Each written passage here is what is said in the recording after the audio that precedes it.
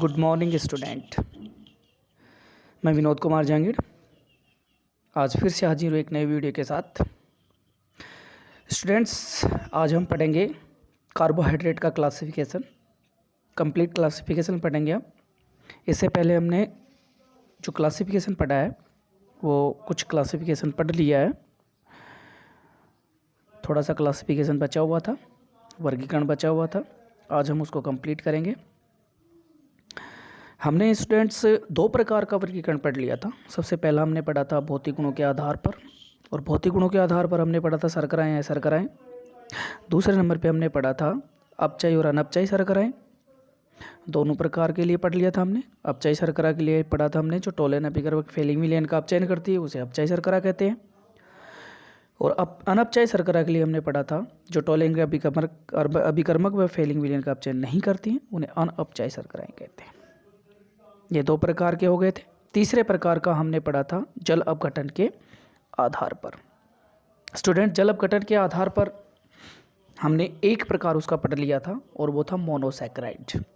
Monosaccharide में हमने पढ़ा था कि वे कार्बोहाइड्रेट जिनका जल अपघटन नहीं होता है, यानी जल अपघटन नहीं होता है लेकिन वो जल में क्या होते हैं, विलय होते हैं, उन्हें हम मोनोसैकराइड्स कहते हैं। हमने इसके अंदर पढ़ा था स्टूडेंट्स की मोनोसैकराइड में 3 से 7 तक के कार्बन परमाणु पाए जाते हैं, और इनका जो अणु सूत्र होता है, इनका जो सामान्य सूत्र होता है वो होता है CnH2nOn। n बराबर यदि हम रखें, क्योंकि इसमें 3 से 7 कार्बन पाए जाते हैं, n बराबर अगर हम रखें तो 3 कम से कम रखेंगे, फिर उसके बाद में 4, फिर उसके बाद में 5, फिर उसके बाद में 6, फिर उसके बाद में 7।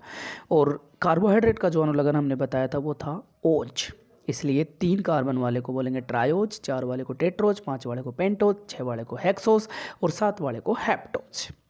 ये हमने कंप्लीट कर लिया था। अब इसके बाद में इसी तीसरे वर्गीकरण का दूसरा जो है वो है ओलिगोसैकराइड, यानी इसका पहला जो था वो था मोनोसैकराइड और दूसरा जो है वो ओलिगोसैकराइड। हमारे सिलेबस में जो है स्टूडेंट्स वो है डाइसैकराइड, इसलिए हम इसके अंदर डाइसैकराइड के ऊपर ज़्यादा फोकस करेंगे, क्योंकि सिलेबस में डाइसैकराइड है। तो हमारा वर्गीकरण है तो ओलिगोसैकराइड दूसरे प्रकार का। तो ओलिगोसैकराइड का मतलब होगा कि इनका जल अपघटन होगा, लेकिन जल अपघटन से जो इकाइयाँ प्राप्त होंगी, मोनोसैकराइड इकाइयाँ, जो पहला प्रकार का हमने पढ़ा है, वो मोनोसैकराइड इकाइयाँ 2 से 10 तक की प्राप्त होंगी, यानी 10 से ज़्यादा मोनोसैकराइड इकाइयाँ प्राप्त नहीं होंगी, केवल 2 से 10 तक की।